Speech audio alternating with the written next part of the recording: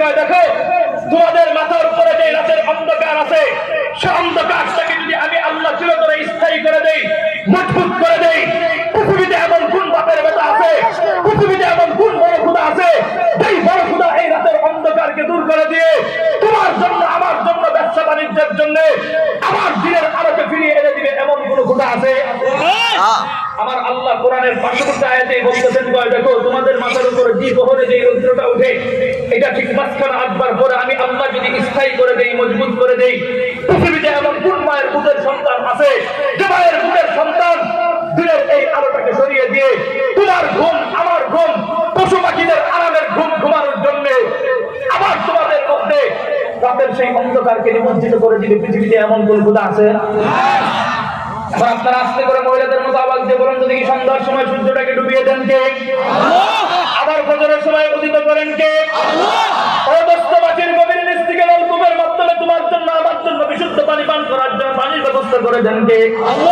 ও দোস্ত শুধু তাই নয়, শুধু তাই নয়, তোমার আমার জন্য যখন জমিনের মধ্যে ধান খেতের জন্য বৃষ্টির প্রয়োজন হয়, মেঘনার এই পানিগুলো, যমুনার ওই পানিগুলো, কক্সবাজার সমুদ্র সৈকতের ওই পানিগুলো কুদরতি বাষ্পের মাধ্যমে আকাশের মধ্যস্থল পর্যন্ত পৌঁছে সেখানে মেঘমালায় জমাকৃত করে তোমার জন্য আমার জন্য জমিনের মধ্যে বৃষ্টি বর্ষণ করে দেয় কে? ও দোস্ত, এগুলো হচ্ছে আমার আল্লাহ তাআলার নিয়ম, এগুলো হচ্ছে আমার আল্লাহ তাআলার নীতি। এই নীতি শুধু আজকের জন্য নয়, আদিকাল থেকে চলছে, আজ চলবে, কালও চলবে। খোদার কসম খেয়ে বলি কিয়ামত পর্যন্ত এভাবেই চলতে থাকবে। ওয়ালান তাজদালি সুন্নাতিল্লাহি তাবদীলা। আমার আল্লাহর এই নিয়ম নীতির মধ্যে কিয়ামত পর্যন্ত কোনো পরিবর্তন আসবে কথা ঠিক না বেশি? এগুলো হচ্ছে আমার আল্লাহ তাআলা অলৌকিক একটা নিয়ম। এখন বুঝেন আল্লাহ তাআলা তোমাকে যে আমাকে ইজ্জত দান করবেন এটা দেওয়ার ক্ষেত্রে আমার আল্লাহর কিছু নিয়ম আছে না নাই? আমার আল্লাহ পৃথিবীতে মানুষকে দুই ভাগে বিভক্ত করেছেন। কয় ভাগে? একটা আওয়াজ দেবেন, কয় ভাগে? এক প্রকার মানুষের নাম হচ্ছে ইমানদার, আরেক প্রকার মানুষের নাম, এক প্রকার মানুষের নাম ইমানদার, আরেক প্রকার মানুষের নাম বেঈমান। দুইটা জাতি আল্লাহ উল্লেখ করেছেন। তো ইমানদার আর বেঈমান ছাড়া মানুষ আর মানুষের মধ্যে কোনো পার্থক্য? মানুষ আর মানুষের মধ্যে সাদা কালো যত ভেদাভেদ আছে, ধনী গরিব যত ভেদাভেদ আছে, অর্থনৈতিক ব্যবস্থার দিক দিয়ে উন্নতশীল, অর্থনৈতিক ব্যবস্থার দিক দিয়ে নিম্নশীল, যত ধরনের পার্থক্য আছে সমস্ত পার্থক্যের জালগুলোকে উত্থান করার জন্য আমার আল্লাহ পৃথিবীতে ইসলাম কায়েম করেছেন। আমার আল্লাহ পৃথিবীতে মানুষকে দুই ভাগে বিভক্ত করেছেন। এক প্রকার মানুষের নাম হচ্ছে ইমানদার, আরেক প্রকার মানুষের নাম হচ্ছে বেঈমান।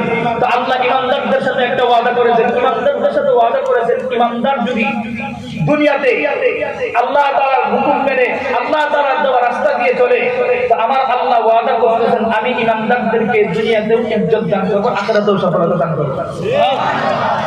আবার বেঈমানদেরকে আল্লাহ ছাড়বেন নাই, বেঈমানদের ব্যাপারে ওয়াদা করেছেন আল্লাহ তাআলা। বেঈমানদের ব্যাপারে ওয়াদা কি করেছেন জানেন? এই আমাদের সমাজে মাঝে মাঝে হিন্দুরা এমপি হয় না, চেয়ারম্যান হয় না, ওরা মাঝে মধ্যে আমাদের জন্য উন্নয়নের জন্য ব্রিজ করে, কি করে না? এই যে ওরা ভালো কাজগুলো করে, অথবা হিন্দু ভাইয়েরা বৌদ্ধ ভাইয়েরা আমাদের জন্য যারা কক্সবাজার যাওয়ার পথে হাইওয়ে রোডের মধ্যে কুমিল্লার মধ্যে মাতৃভান্ডারের নাম দিয়ে 2 নম্বর রসমালাই যারা খাওয়ায় তো এই যে রসমালাই যারা খাওয়ায়, অথবা টাঙ্গাইলে বসে বসে যারা সমসম বানিয়ে খাওয়ায়, যমুনার ওপার গিয়ে যারা আমাদেরকে বগুড়ার দই নামে পাউডার নামে মিশিয়ে মিশিয়ে আমাদেরকে খাওয়ায় তো এই যে ওরা ভালো কাজগুলো করতেছে, এই ভালো কাজের জন্য আমার আল্লাহর ওয়াদা হচ্ছে ওদেরকে আমার আল্লাহ দুনিয়াতে প্রতিদান দান করবেন। ওয়া মা লাহুম ফিল আখিরাতি মিন খালাক। কিন্তু এই বেঈমানদের জন্য আখিরাতে কোনো কিছুই তাহলে আল্লাহর ওয়াদা হচ্ছে ইমানদার পুরস্কার পাবে দুই জায়গায়, বেঈমান পাবে কয় জায়গায়?